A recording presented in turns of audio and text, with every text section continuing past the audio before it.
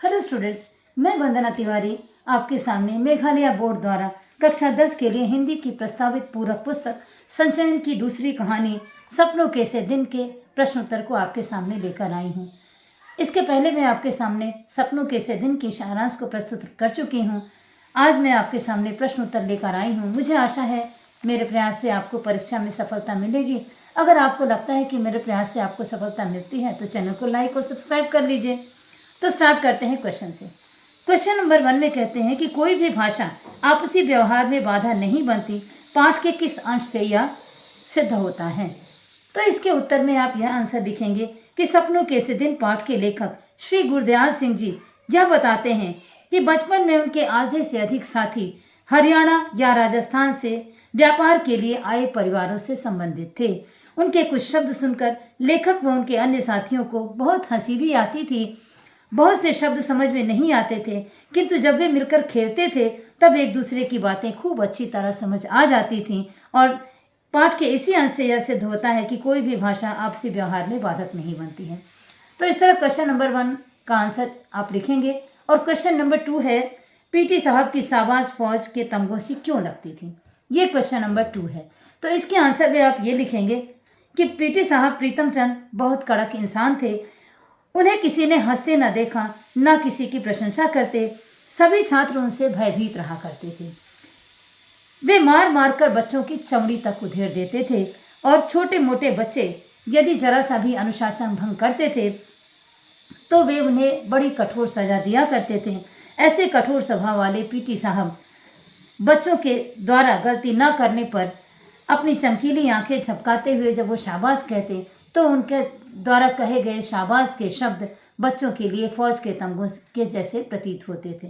तो इस तरह क्वेश्चन नंबर 2 समाप्त होता है। अब क्वेश्चन नंबर 3 में आते हैं। क्वेश्चन नंबर 3 आपके सामने ऐसा है कि नई श्रेणी में जाने और नई कॉपियों और पुरानी कॉपियों किताबों से आती विशेष गंध लेखक के बाल मन को क्यों उदास कर देती है। इसका उत्तर इस प्रकार होगा कि नई श्रेणी में जाने पर लेखक को हेडमास्टर जी अपने एक पुराने बच्चे की, एक स्टूडेंट को जो पढ़ाते थे, उसकी किताब लाकर दे देते थे। तो नई कॉपियों और पुरानी किताबों से आती हुई गंध लेखक के बाल मन को उदास कर जाती थी। लेखक को उसका ठीक ठीक कारण समझ में नहीं आता था, लेकिन लेखक उस उदासी का कारण सिर्फ एक वजह मानते हैं कि उनको लगता था कि अगले क्लास में, ऊंची क्लास में कठिन पढ़ाई और मास्टरों की पिटाई का भय बढ़ जाता था और पुराने मास्टरों की अपेक्षाएं भी बढ़ जाती थीं, जिसके कारण उच्च श्रेणी में आने पर मास्टरों को ऐसा प्रतीत होता था कि बच्चे तेज हो गए हैं और उनकी आशाओं पर पूरी ना उतरने पर वे चमड़ी उधेड़ने को तैयार रहते थे। इस तरह 4th क्वेश्चन इस प्रकार होगा, स्काउट की परेड करते समय लेखक अपने आप को महत्वपूर्ण फौजी आदमी क्यों समझने लगते। इसके उत्तर में आप यह लिखेंगे कि स्काउट की परेड करते समय लेखक जब साफ सुथरी वर्दी और बूट पहनकर गले में 2 रंगी रुमाल लटकाए, हाथों में रंग बिरंगी झंडियां लेकर जब अभ्यास करते तो उस समय पीटी मास्टर के द्वारा कहे गए left right about turn, left turn about turn कहने पर जब छोटे छोटे बूटों की एड़ियां पीछे मुड़कर ठक ठक करके चलते और अकड़ कर चलते तो लेखक को अपने आप को विशेष महसूस होता और मानो विद्यार्थी नहीं फौजी जवान हो ऐसा महसूस होता था। तो इस तरह क्वेश्चन नंबर 4 खत्म होता है। और नेक्स्ट क्वेश्चन है कि हेडमास्टर शर्मा जी ने पीटी साहब को क्यों मुअत्तल किया। इसके उत्तर में आप यह लिखेंगे कि पीटी साहब 4th कक्षा के बच्चों को फारसी पढ़ाते थे। वे विद्यार्थियों को शब्द रूप याद करने पर बल दिया करते थे। एक दिन जब वे अपनी कक्षा में फारसी के शब्द रूप याद करने के लिए कहा और 1-2 को छोड़कर जब बाकी किसी विद्यार्थी को शब्द रूप याद नहीं हुआ तो इस पर उन्होंने क्रूरतापूर्वक मुर्गा बना देने की सजा उन्होंने दी, जिसके कारण बच्चों के पैरों में दर्द हो जाता, वे गिर भी पड़ते। यह सजा देते हुए हेडमास्टर शर्मा जी ने उन्हें देख लिया और अपने ऑफिस में बुलाया और उन्होंने उनको यह हिदायत दी, it is the way to punish the 4th class. और यह कहते हुए उनके लिए मुअत्तल का कागज़ लिखकर महकमाए तालीम के यहाँ प्रेषित कर दिया और मुअत्तल कर दिया गया पीटी साहब को।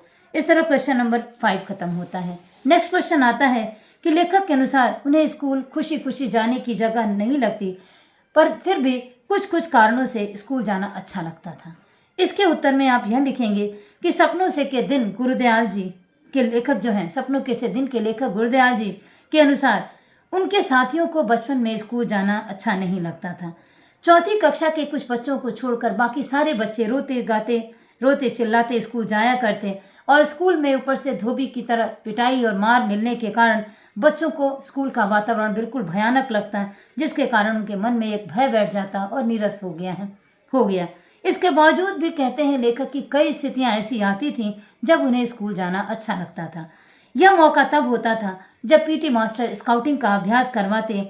वे पढ़ाई लिखाई के स्थान पर जब हमारे हाथों में नीली पीली झंडियां देकर 1 2 3 करके झंडियां ऊपर नीचे करवाते और हवा में लहराती झंडियां बहुत अच्छी लगती थीं, जिसके कारण जब काम अच्छा होता था और पीटी मास्टर शाबाश कहते, ऐसे हालत में पीटी मास्टर द्वारा कहे गए शाबाश शब्द बच्चों को अच्छे लगते और उन्हें विद्यालय जाना अच्छा लगता था। क्वेश्चन नंबर 7 में आता है आपके कि लेखक अपने जीवन में, छात्र जीवन में छुट्टियों में मिले काम को पूरा करने के लिए क्या क्या योजनाएं बनाते और उन योजना के अनुसार काम न होने पर वो किस की भांति बहादुर बनने की कल्पना किया करते थे।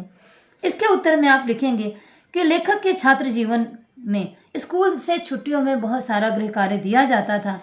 तब लेखक स्कूल की छुट्टियों में मिले कार्य को पूरा करने के लिए तरह तरह की योजनाएं बनाते और उदाहरण के लिए मास्टर जी द्वारा दिए गए कम से कम 200 सवालों को पूरा करने के लिए वह यह योजना बनाते कि कम से कम 10 सवाल रोज निकालेंगे तो उनका काम पूरा हो जाएगा।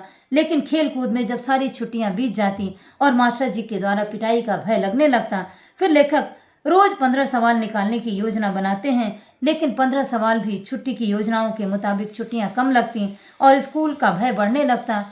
इस तरह कहते हैं ऐसे समय में लेखक पढ़ाई में गृह कार्य पूरा न कर पाने पर अपने क्लास में ओमा जैसे विद्यार्थी की तरह जो बहुत बहादुर था, उसकी तरह वो इतना बहादुर था कि पिटाई को ही ज़्यादा सस्ता सौदा समझ लेता था होमवर्क करने के बजाय उसकी तरह बनने के ही प्रयास करते और मास्टर जी की पिटाई को ज़्यादा बेहतर समझ लेते।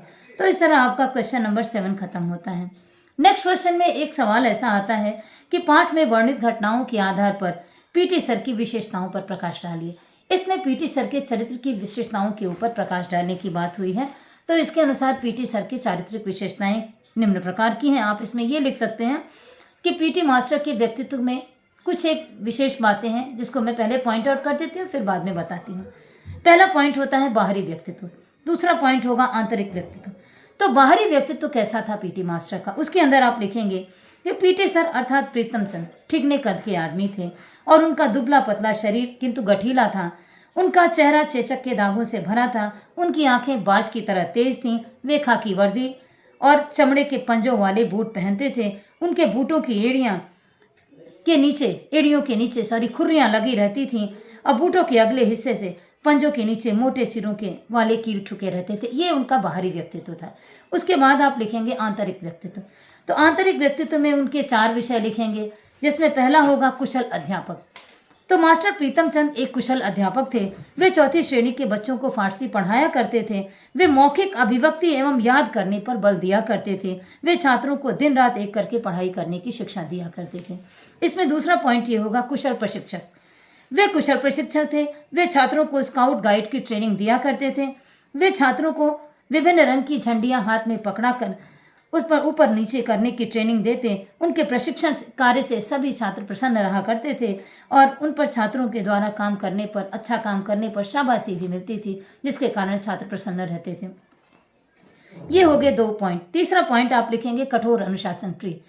तीसरे पॉइंट में जो कठोर अनुशासन प्रिय है, तो प्रीतम चंद बड़े कठोर और अनुशासन प्रिय व्यक्ति थे और वो पूरे विद्यालय में भी वो अनुशासन बनाए रखते थे।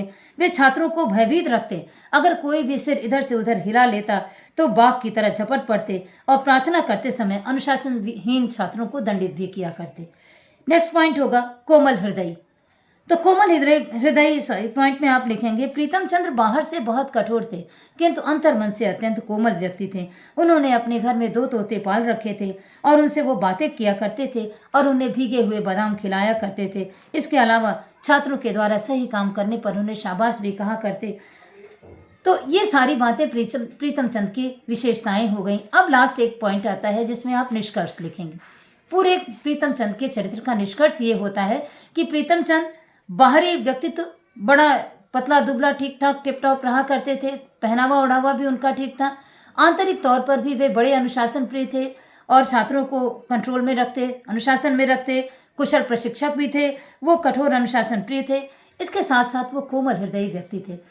पूरा पीटी मास्टर का व्यक्तित्व जो है एक कठोरता और कोमलता का कॉम्बिनेशन हुआ करता था। आप इसको सामंजस्य कह सकते हैं। तो कठोरता और कोमलता का सामंजस्य हुआ करता था। मुझे उम्मीद है आपको मेरे द्वारा किए गए प्रयास से सफलता मिलेगी, और अगर आपको लगता है कि सफलता मिलेगी तो मेरे चैनल को लाइक भी कर लीजिए। और परीक्षा के लिए आपको बहुत बहुत शुभकामनाएं। धन्यवाद।